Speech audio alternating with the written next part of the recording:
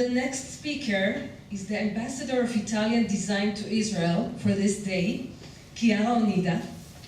She graduated from Polytechno in Turin and from Central St. Martin's College in London, where she got an MA in industrial design. Since 2010, she has been freelancing for design studios and companies like Habitat, Tangerine, North and South, and more. And in 2011, she co-founded Breaking the Mold, a project of experimental approaches to glassmaking. She is currently one of the art and creative directors of Salviati in Venice. נושא ההרצאה של קיארה אונידה, מעיצוב מחקרי לעיצוב מסחרי, תהליך דרך חומר, טכנולוגיה וקונספט. בבקשה. Hello everyone, and thank you so much for having me here today. I'm I feel very lucky and very honored to be here. So thanks so much for the Institute, of course, of Italian Culture and to the Holon Museum. I want to say that it was something that was incredibly unexpected and like positively, of course, surprising. The communication with both institutes was absolutely seamless and was all very great to work with them. They were just like amazing and organized and everything. And this was just really good to witness. So thanks so much for having me here today. So first thing is, of course, hello. I'm here today to share a little bit of a story with you. And of course, it's a story that is relevant to the name of the conversation today. So it's a story about a design process that informed a material research and that eventually turned to be a business opportunity for myself and the founder of the project. And the story started, of course, with the first topic, which is observation. So just to give you like a little bit of an introduction on how we all went. I started, of course, here in London in 2008 when I graduated in the school. This building is the old building for Central St. Martin's College of Art and Design. I was very lucky to be accepted there for a 2 years course, a master in industrial design. So my background was BA, Bachelor of Arts in Industrial Design, and then I went into MA in Industrial Design. And during the course, the university, of course, is known for getting students to push the boundaries of their disciplines. So it's about like introducing groundbreaking thinking and innovative approaches across very many different disciplines. St. Martin's is very renowned for fashion, but of course that methodology applies to all the courses. So when I was there, I developed a project about sound and how sound interacts with people in everyday situations. And during this project, I had the pleasure to start working with glass. So, of course, I needed glass for sound properties and for the fact that it was quite a common material in everyday use. And I started working with a glassmaker in London, so that was my first approach. The beauty and the magic about this project was that I could be there in this workshop with this glassmaker and we could literally make things together. So I would start blowing pieces and I would say like, can you make it a bit bigger, a bit smaller? Can you attach this bit to this other bit? Can we make another color? And this is how I actually started to understand the material a bit better. And this is one of the ways of working with glass that we call like lab work. And the material itself is called borosilicate glass, because it's a glass that is injected with boro and makes it a bit stronger. To make it simpler is the glass that they use in the chemical industry, or in the industry it's called as Pyrex. So one of the pieces that came out from graduation was a set of carafe. It's a carafe for water and glasses that actually I brought here, but I left in the other room, I think. Smart enough for me. But anyway, this piece was quite successful in terms of press and exhibitions. So it was published in quite a lot of magazines and newspapers and blogs, and it was acquired by the Shanghai Museum of Glass for the permanent collection, and it toured like in many different exhibitions. So what happened is that in 2011 I got a phone call from a gallery in Berlin, and they're like, "Hi, we'd like to show your piece." And I was very young and naive, and I was like, "Oh yeah, but this piece is already old." It was 6 months old. And I didn't realize that in product design, a product is young for many years, that we saw before with Casino. So like, this piece is already old, I want to bring something new, I want to work on something different. What about I bring experimental approaches into glass making? And the curator was like, wow, amazing, yeah, perfect. Okay, come in again when you're ready. I was like, okay, sure. Put down the phone, look around, like, oh, I think I did something really bigger than me this time. So I pick up the phone again and I called some friends that are based in Venice, and this is where it all started. So end of 2011, I moved to Venice with these friends to join this team of people, and two of us co-founded this project called Breaking the Mold. So Breaking the Mold is a project that has got some features that I think are very smart. I don't know if you agree with me, but I thought we were very smart in this way, that we designed this project and we call it a platform. We call it a platform for experimental approaches into glass making. Platform meant it was open.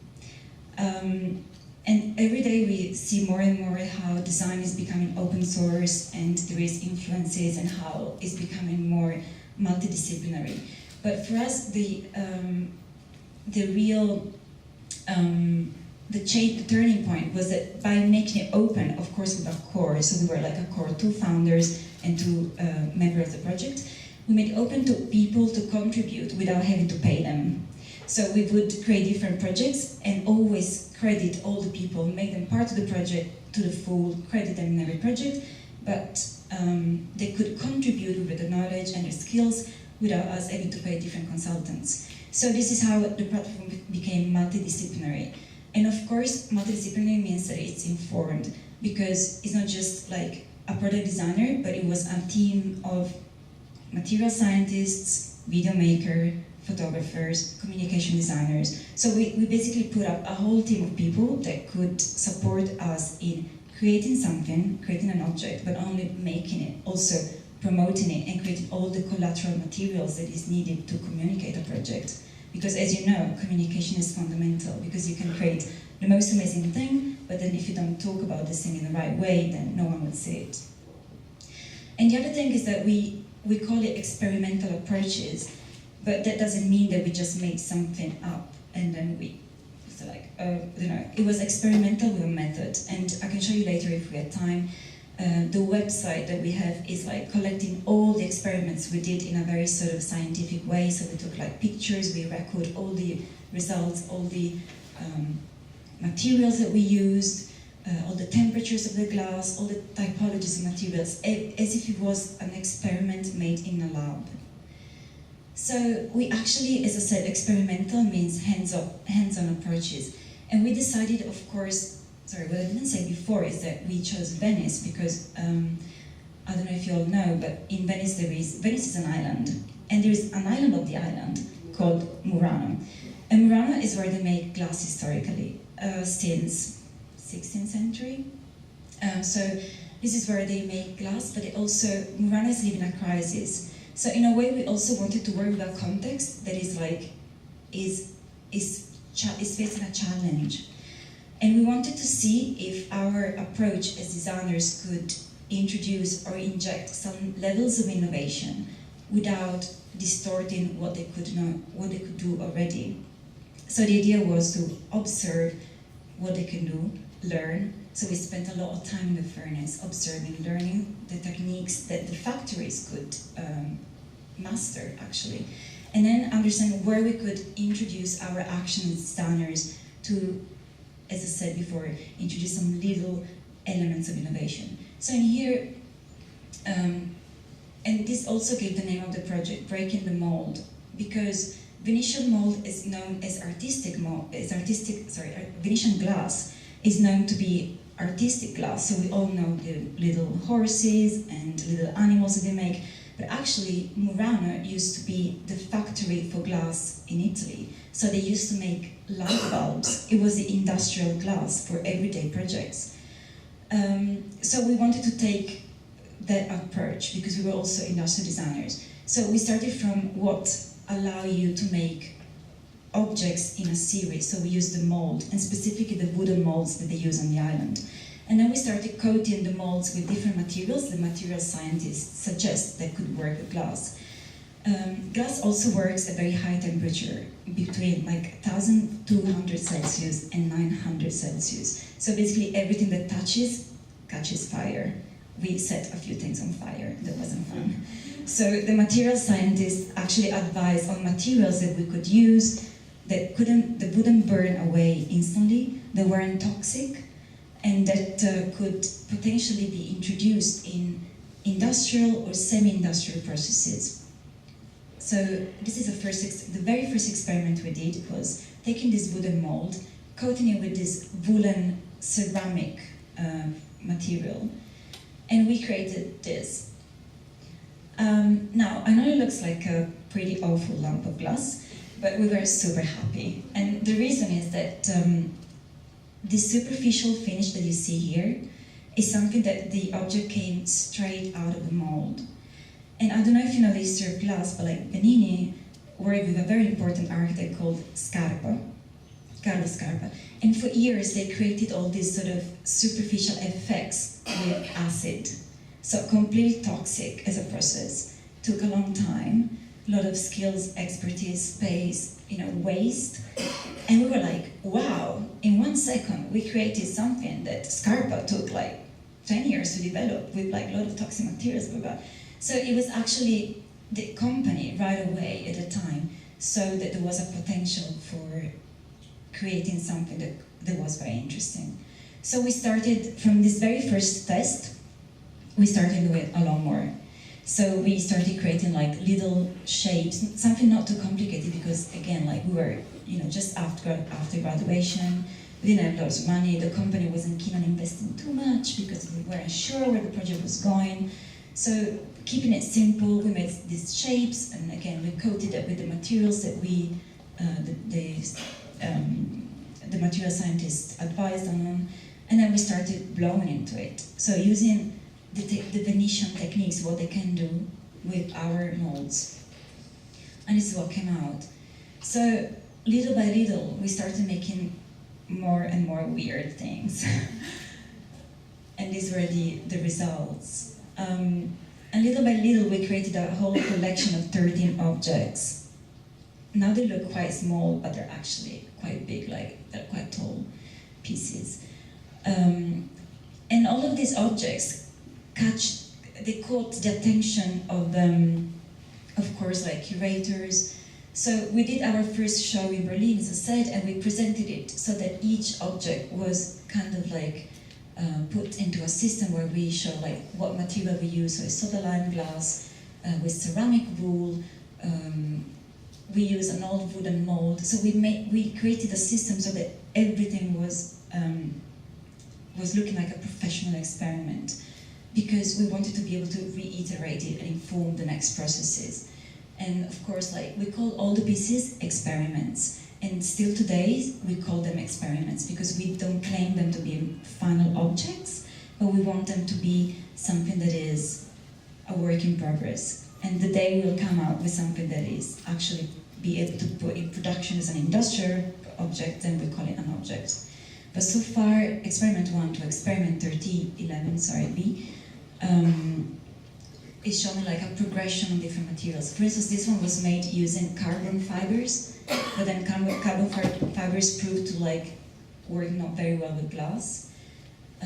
This one was made with a polymer that we borrowed. That was quite interesting because we could encase it in the glass, which is actually this one here. So the other complicated part is that incorporating anything with glass is really difficult, but I'll tell you later in another showing another experiment. So we did this show in Berlin, and for the show, not only we produced all the objects, but the way of presenting the objects, so a language, and then all the support for the communication. So we designed everything, the website, posters, and this was our first show ever. And we also brought like the molds to show people how how these objects were made. So there was very first show in Berlin, very first experience, very stressed. We didn't know if it worked. It worked. We're like, yay, fantastic. And then what happened is that soon after, we were contacted by the Aharon Gallery in London. Aharon store is one of the biggest design shops in London, and on the top of the shop they have a gallery. In the gallery, they usually do group exhibitions about experimental design. And for that show, they were like, we like your project, we'll give you a solo exhibition. We're like, wow, because very few people had a solo show in Aharon, and we're like, amazing. So again, for the show, we developed our communication, so we have a title for the show, we developed like the typography, all the print materials, and this is what the show looked like in the end. Again, we presented it with all the experimental sort of bits, so like all the information about the materials. And then after this project, we decided to run another project that is informed from the things that we learned before. So this time we used textile. Again, it's not just regular textile, it's like ceramic and glass textile. So it's the only things that can work with glass without burning. And we work with Rebecca Hoyes. She's a textile designer that I met when I worked in Habitat.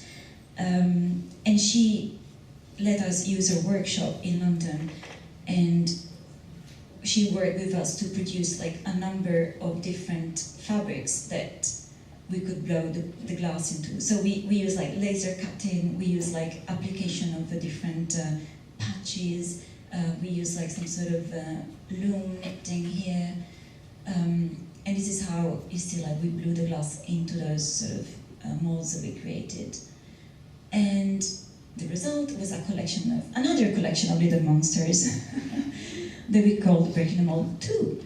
And again, these are all called experiments again, but it's all about like experimenting superficial possibilities, because all these things would be very expensive to gain with a wooden mold, or very long to make with a wooden mold. And these were made like instantly just by blowing into these fabrics. And then again, we did another exhibition in Venice, in Biennale, and then again we produced for every single show like our communication, our typography, our titles. So we took it really seriously. We were like really determined to present the project as professionally as we could. And then this is where the third part of the project started, which is actually the one that for me is the most exciting, because this is, we call Breaking the Mold 3, Venice Future, and this we presented in Milan in 2014 in a gallery in Ventura Lambrate. And the idea was to really push the boundaries. So Murano is known for crafts, and we thought, why don't we introduce some actual innovation and novelty, something that is really contemporary, so like boards and circuits. So what we did, we started working with a person that, again, in our platform system, we invited this guy that created a 3D printer for ceramic. And then we involved the material scientist to advise on a specific type of ceramic that could work with glass. So we developed a recipe for the ceramic, and we developed like a special nozzles and special coding for being able to extrude this ceramic through a 3D printer. And again, went to Venice again, and we produced a series of experiments. So we started printing all these bits in ceramic, then we fired them, we took them to the furnace, all these bits, and then we started seeing how they work with glass, of course, because it's not just about the ceramic. And what happened is that the glass was being blown directly into the ceramic bits, and the ceramic wouldn't break. And then the pieces would go in the kiln and would be tooled and would go through every single step of the process together with the glass. So for us, it was real. We haven't seen anything like this before. So we were like really pleased, because it was the first time that someone was able to match the two materials together. In fact, when we showed in Milan, they were like, oh, are they glued together? I'm like, no, this is the whole principle of the project. They work together because there is a chemical research about how the materials actually interact. Can I ask a question, excuse me? Of course. It sand is into the bottom or plaster? This one here is just is a bucket with this one. You mean? Yeah.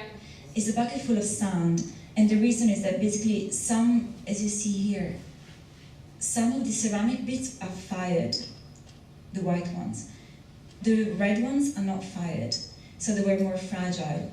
So, But it's green or it's wet, it's green? no, it's dried, but it's not fired. So in the ceramic sort of slang, it's called a biscuit. So it's like, it's fragile as a biscuit, but kind of like hard. So this bit would go, in the bucket here, but for allowing it not to break with the pressure of the glass, we fill the bucket with sand, so that the sand would counterpart the pressure of the glass being blown. And this is the fabric that we produced. Slightly better than the ones before, I guess. But yeah, you can see that we were basically trying to print different shapes because there is a lot of difficulties, of course, in also in 3D printed ceramic, because 3D printing is a process of layering layers on top of each other. So there is a chance that some bits could collapse if you don't dry them enough. So again, these are all experiments, but they're a lot closer to look like a finished product. And again, this was very successful in terms of many museums asked for it, and it's been shown in loads of interesting institutions. What I wanted to show you is how then that project that was really well received by the press in general, by the public, etc. That project turned into a business opportunity for myself and for the people that were involved in the project. So the four of us, the core members of Breaking the Mold team, we were all sort of hired by Salviati, who is the manufacturer that produced our glass pieces, to become part of the art directors and creative directors of the company. And we were, as I said, the press got quite a lot of interest, and we were lucky enough to have Monocle magazine. They were like, oh, we really like your project, we would like to come to Venice and feature the project. So they came with the video maker, and they featured a short story. And they basically told the story on how we were hired by the company. And I think it's nice to hear it from an external point of view and from a professional journalist that tells how we got there. So I'm just gonna play the video so you can see it. From different disciplines who go by the name of Breaking the Mold. And true to their name, their mission is to crack open traditional techniques and excavate them for contemporary design possibilities. They formed a unique partnership with heritage firm Salviati, which is providing exclusive access to centuries of know-how for breaking the mold's whole chain of ideas. The project is an experimental approach to something that is very traditional techniques of glassmaking. And what is interesting for us is the innovative approach. And it is that we want to respect the legacy of the brown glass, but also we want to introduce some levels of novelty and innovation. Salviati appreciate what new blood can contribute to their future, so they've opened up their archives dating back to the firm's origins way back in 1850 to this troupe of designers. I feel very privileged every time I walk in this place. I can witness the production, and I can witness all this stratification of history and knowledge that is still manifesting itself today. It's very valuable because you can see somehow through the drawing the way different personalities have interpreted glass. And also you can see the technical difficulties behind such material that is so fragile, but it's also quite heavy, and can be treated and worked and tooled in very, very many different ways. Probably the younger generation is more involved and passionate on the handcraft, because they understand that there is a big value in it. The big result and the big surprise that they have is linked to the people in the factory, because when they understand that it's possible to cross another way to do it, that's open the mind and give us the possibility to go ahead. It's a new story. It's a new story. It can be a really good story. Formulating modern strategies that honor traditions without being bound to them is key to reinvigorating the glassmaking community on the island that has, in recent years, struggled to survive. And working with new talent who find novel ways of working with this fragile but palpable material is an alchemy well worth investing in. Glass is always beautiful to look at, and it is relevant, I think it should feel more contemporary, and it could feel more contemporary. And this is probably the challenge that we're trying to face here today with this project, Breaking the Mold, and with this company, Salviati. There is many things that could be explored in terms of color, textures, shapes, ways of working with glass, just thinking outside the box. Because it's a very old material, so it is difficult to think differently about it. Breaking the mold, make us the answer, fingers crossed. In Murano, for Monocle, I'm Jermaine Tobias.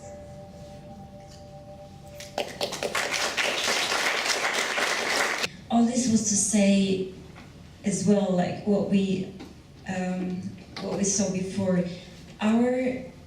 What I think was really powerful for us was the importance of being designers, being able to go and talk to manufacturers, because this is what is really strong in Italy and what we should really protect and foster, because there is an incredible pool of really talented companies making amazing work. And we couldn't have done this project without having a partner like Salviati producing our pieces. So this is also what I wanted to say. We basically did what our masters did. So like Magistretti or Castiglioni, like all these people, they all went to talk to the manufacturers and said, can we design with you? What can we learn from you? What can you make? What can you do? How can we be supportive of your production methods? So it's not just about being in a studio, drawing on a piece of paper, making a fantastic rendering that looks great, but then what is its connection to reality? So to me, like this project, the learning was that it was really rooted into reality. It was rooted in Italy. It was rooted in an international scene of what was happening in terms of design processes, in terms of technologies, and in terms of trends. So that was the story of the project, and then how it led into a business opportunity starts with the story of Salviati. So, as I said, the project, in the end, we all ended up working for Salviati on different aspects, and specifically I work on the creative direction part, how to position the brand, how to communicate it outside, etc. And as I said, very privileged because you can see Salviati was founded in 1859, so it's a company that has got 158 years of history. They designed and made the mosaics that are nowadays in St. Paul's Cathedral in London. They designed mosaics for the Houses of Parliament in London and many others, like the Monumental Cemetery in Milan. And again, it all started with innovation because in 1861, Mr. Salviati, he was in a market of very competitive people. He invented a way of making mosaics more functional and quicker to apply. So he basically created some drawings that were easy to ship around the world, flat back. So cheaper to build in place and cheaper to ship. So in 1861, he was already thinking about innovation within mosaic tiles. And this is how he got all these commissions in the UK, and how they funded the company in London. Salviati nowadays, of course, is very different because it was 150 years of history. So nowadays is mainly working with decorative objects for the house, so like vases, but they're also specialized in special projects. So there is loads of projects that I can't show you because some are confidential, some I just don't think they're relevant for the talk, but they do like big installations, they work for interiors for Chanel shops, for Ritz-Carlton hotels, so it's really high-end interior design projects. But I'm just going to talk about more than the company, about my role in the company to stick to the topic of the talk. So we basically turned the showroom of Salviati into our studio. So we laid out all the products that were available. We made like a timeline of the products in time, analyzing different prices, different colors, and we started doing a deep research on what was available there in the company and how we could actually save what it was good and maybe put aside and park what wasn't so powerful or relevant. We did a lot of color analysis, color research, loads of like workshops trying to understand the positioning of the brand, what it is the story, what can you tell about the brand, what is it that we can use to our favor, not just as marketing words, but actual, manifestation of a knowledge and that they master. And then working with colors, of course, like producing lots of different samples, making them next to each other, understanding what works as seasonal colors and what works in terms of maybe colors that are not discontinued and stay. So we got like some kind of old designs from the 50s, and we started working across like different ranges of color to make them a bit more modern. So the original one was transparent glass and gray, a little bit boring, and very, very thin. So we were like, okay, let's just go crazy, and we created like this range of very different colors that work with interior colors, so whatever is relevant today in terms of interiors. And for instance, this project we took to Maison Objet, and like a person came and he bought the whole set. He was like, I like this, as it is displayed, I'm gonna get them all. Or again, like this is a project that was done in '95, I think. And we introduced new colors, so like understanding what could go together, doing studies on colors, what could be developed to fit the market better. And these were projects that we found through going to the archives. So again, the first thing we asked when we got in the company is like, can we see the drawings from the past? And then they opened the archives, as the monocle video showed, and we just got back things that we thought were still really good and very relevant that could be a little bit updated. So this project, if you see the original one, very Murano, tacky, you might not want it in your room necessarily, but then we updated like the colors and some techniques and the tactility of it. And this is like now in the collection with the new colors. And then it was all about applying all the skills that I've learned working for other clients, and also on breaking the mold. So corporate identity, what is your corporate logo, what does it look like, how does it feel, if it was a person, what would it say? So just doing like a big study on colors, on printing techniques, effects on paper, so everything you touch as an experience, as a user from Salviati tells something about the brand. And then redesigning the catalogs to be more modern, but also to fit needs of people that actually has to go out there and use the catalogs and sell the products. Or like some marketing materials, so these are just like quick sketches for something that we realize later, but like starting to visualize and test what could be, and then producing it, testing it. And then another important aspect is how can you communicate something that, as I said before, is 150 years old. I mean, everyone, when you think about glass making, you got this image in mind. So how can you make it different? How can you think outside the box as a creative person to communicate the company in a different way, in a fresher way? So we got a photographer, and of course we briefed the photographer to try and express the concepts that we wanted to express through photography. So the idea is that Salviati is a magic place, but it is also a factory. Because it's not just about art glass, it's design. So design has to be reproduced and replicated in many numbers. So we played on this contrast of something that is really sort of mystical as a place, and something that is very contemporary and tangible. And then of course the Murano glass is the way it is because Murano is an island, so the influences of the sea, of the lagoon, of the water. They say in Venice, the glass from Venice is a glass of fire and water.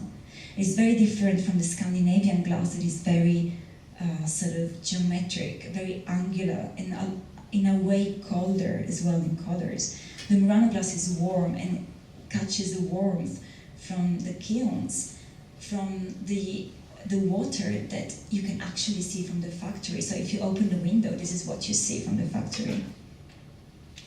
And then of course it's about showing that it's all handmade, because it's a factory, but glass still needs to be handmade. So it's about showing the hands of the masters, but also the hands of a more modern process through quality control. So each piece is been touched by numbers of pairs of hands, They like make it first, but then in a more modern way, they check the quality of it. And then, of course, it's about materializing different aspects. It's not just the logo, the business card, and the objects, but it's also about the space. So this is a project that we actually did in collaboration with an Israeli designer that is now based in Venice, Omri Rebetz. And this is a stand that we produced for Salviati for Maison Objet. And again, like with the simple signs, we got the elements from the logo, but also elements from Venice, because if you're familiar with Venice, all the windows are pretty much like this. So we decided that that was a strong element that we wanted to show in the spaces and in the architecture of the spaces. And then, of course, it was about testing materials and colors in a proper interior design sense of the project. And then we came up with this. It's a very light structure that references, of course, the elements from Venice. It's got the logo, but everything is reusable. So it's not like a stand that you chuck away, wasting like hundreds and hundreds of kilograms of materials. And it's also, despite Salviati being a luxury brand, because the bases are really expensive, we wanted it to feel calming. We didn't want it to be tacky and in a way cheesy. We just wanted the environment to feel like a little bit like home, so very relaxing and very quiet. But of course, like with precious elements like golden surfaces and golden parts. And this is pretty much how, as an experience, starting from a project like Breaking the Mold, we ended up applying all the learnings from a project into something that is actually a job today. Thank you very much.